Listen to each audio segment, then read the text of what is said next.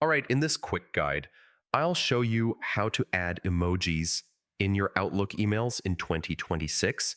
And the steps are really simple, whether you're on desktop or the Outlook app. So let's get started. First, open your browser and head over to Outlook.com, then sign into your account. Once you're inside your inbox, click New Message at the top left to open a fresh email window. Now, inside that message box, look along the bottom toolbar.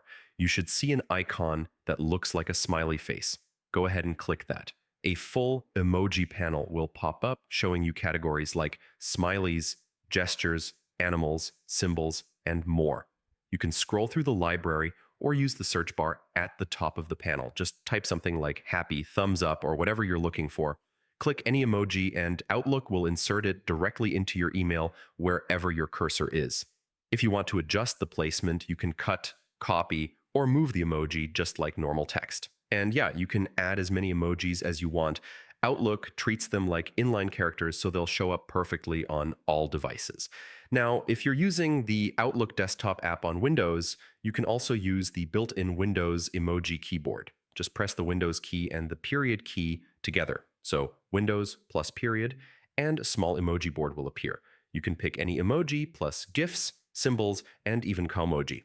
Click one, and it drops straight into your email. On Mac, it works almost the same.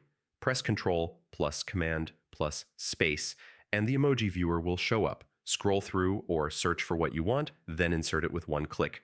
And if you're on the Outlook mobile app, tap on the message body, and your phone's keyboard will pop up. Just open the emoji section like you normally do, and pick the ones you want. Smartphones usually display a wider emoji set, so you might see newer styles there too.